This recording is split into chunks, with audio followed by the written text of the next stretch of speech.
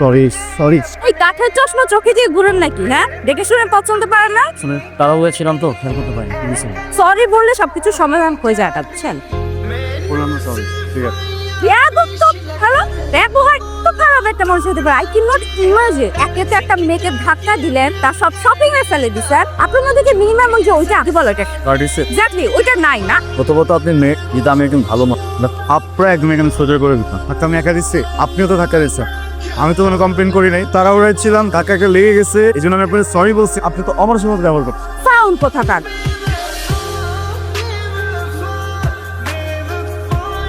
I ছেলে, তুমি এখানে দাঁড়িয়ে বেয়াদের মতো সিগারেট টানছো কেন? আসসালামু আলাইকুম। ওয়ালাইকুম আসসালাম।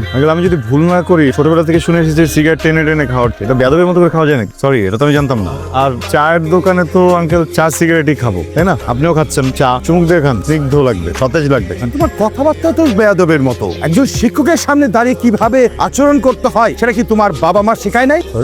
বাবা মা না আঙ্কেল শিখায় না। আমি জানতামই না যে আপনি আগে বলবেন না, তাহলে আমি জ্বালাইতাম। আপনি কোনো একটা কাজ করেন আঙ্কেল, গলায় একটা প্ল্যাকার্ড লাগাই ঘুরবেন, আমি একজন শিক্ষক। সংবিধানে আছে নাকি যে টিচিং প্রফেশনে কারোর সামনে সিগারেট জ্বালানো যাবে না? খাওয়া যায় কি যায় না এটা একটু পর যখন বাবার কাছে যাবে না, আমি তোমার বাবাকে জানা মানে তোমরা যে ফ্ল্যাটে থাকো তার উপরে আমি থাকি, আমি তো তোমার নামে তোমার বাবার কাছে অবশ্যই কমপ্লেন করবো। সরি আঙ্কেল, সরি, খুবই সরি। ভুলবশত একটা ভুল করে ফেলেছি, ভুলে যাওয়া যায় না প্লিজ। মানে হয়েছে কি, আমি না আসলে রেগুলার স্মোকারই না, সিগারেটই খেতে পারি না, যে বুক ব্যথা করি। এই স্বামী মামা, আমি কি ডেলি সিগারেট খাই বলো? মাঝে মাঝে খান, মাঝে মাঝে, তাও সব সময় না, যখন স্ট্রেসে থাকি আঙ্কেল। হয়েছে কি, আজকে একটা বেয়াদব মেয়ের সাথে দেখা হয়ে গেছিল আঙ্কেল। এত বাজে বাজে কথা বলছে আঙ্কেল, আমি পুরো লস্ট হয়ে গেছি। স্ট্রেসে পরে না পেয়ে রাগে আঙ্কেল আমি সিগারেট খাচ্ছি, বিশ্বাস করেন। মাথা গরম হলে সিগারেট খেতে হবে এটা তোমাকে কে বলেছে? তুমি এক গ্লাস লেবুর শরবত খেতে কেন সিগারেট খাবে? আর সিগারেট খেলে মাথা ঠান্ডা হয় এটা তোমাকে কে বলেছে? সৎ সঙ্গে লোহা ভাসে বন্ধুরা, ওরা আমাকে কোনোদিন বলে নাই যে এরকম রাগ হইলে শরবত খেলে বা জুস খেলে মাথা ঠান্ডা হয়ে যায়। কসম, আমি জানলে তো আমি শরবতই খাইতাম, আমি তো কোনো সিগারেট খেতাম না আঙ্কেল। এটা ভুল হয়ে গেছে, মাফ করে দেওয়া যাবে।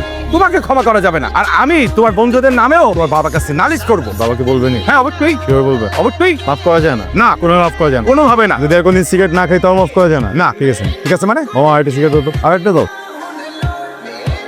আচ্ছা এদিকে আসো। তুমি আবার একটা না দুইটা সিগারেট ধরিয়েছো। আমি মামা এই যে সিগারেট যে খাইতেছি, এটা বিল কে দেয়? আমার বাপ।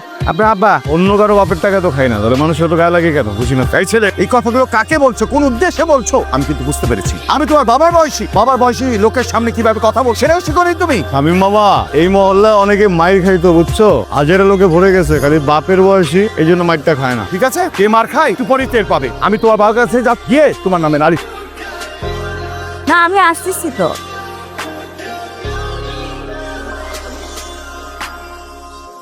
এই হ্যালো, হেই এক্সকিউজ মি, দাঁড়ান, ওয়েট। আপনার তো সাহস কম না, কি আমাকে ফলো করতে করতে বাসায় চলে আসছে আমার? হ্যাঁ, আমি দেখেই বুঝতে পারছি যে আপনার একটা ঝামেলা। আমি যদি সহজ মস্তিষ্কে সহজ ভাষায় বলে আপনি আমাকে ফলো করতেছেন, উত্তর আছে কোনো?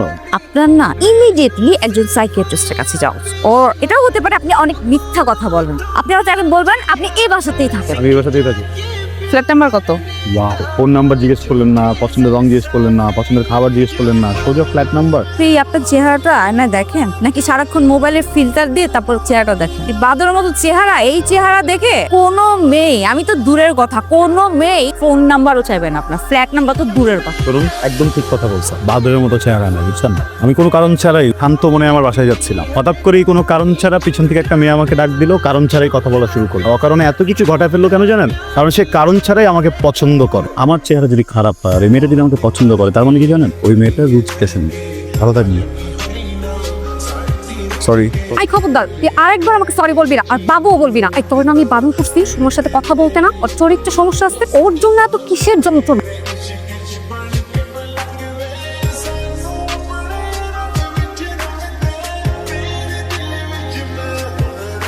রসু, সোনা পাখি, একটু কাছে আসবা, কথা ছিল। রেখা,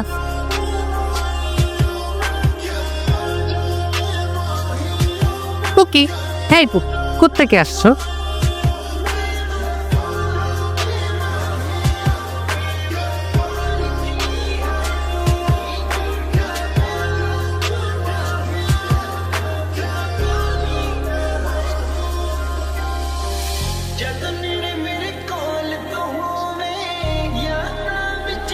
এই এই রুশো, থ্যাংক ইউ। আপনি না আসলে বিপদ হয়েছে। আপনার যে অন্য কোনো মেয়ে, আমি এটাই নাইস।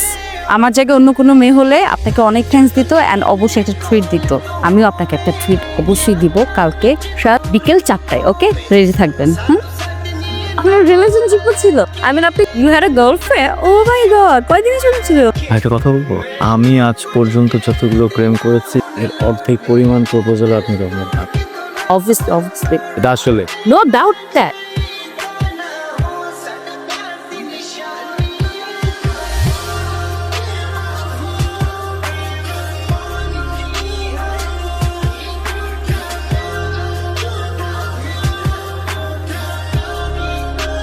রাইসা, বাবা, কি ব্যাপার? তুমি এত রাতে কার সাথে কথা বলছিলে? বাবা কই না তো, মানে কার সাথে না। চুপ করো, একদম মিথ্যা কথা বলবে না। তোমার রাত করে বাড়িতে ফেরা, পড়াশোনা না করে ফিসফিস করে কথা বলা, আর সারাক্ষণ এই মোবাইলটা নিয়ে, আমি কিন্তু বুঝতে পারি তুমি কোন পথে হাঁটছো। তুমি যে পথে হাঁটছো না, এইভাবে যদি তুমি চলতে থাকো, আমি কিন্তু অতি দ্রুত তোমার বিয়ে দেওয়ার ব্যবস্থা করবো। কথাটা যেন মনে থাকে।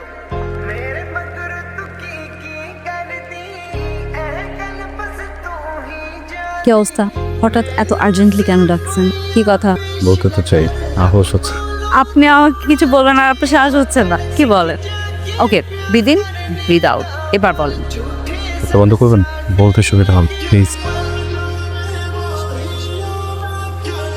এক গুচ্ছ কদম হাতে আমি তোমার সাথে বৃষ্টিতে ভিজতে চাই, তুমি ভিজবে আমার সাথে।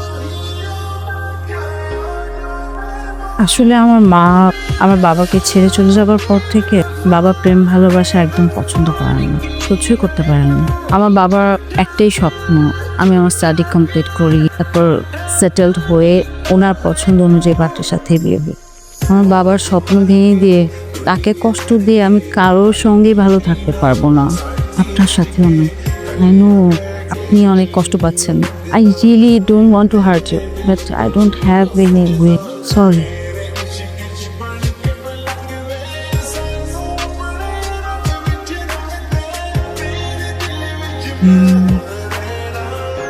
সব ছেলের কি আছে? কিছু বলবি? বাবা আমি বিয়ে করতে চাই। বিয়ে করতে তুই তো আমার দেশের ব্যবসার কিছুই বুঝিস না।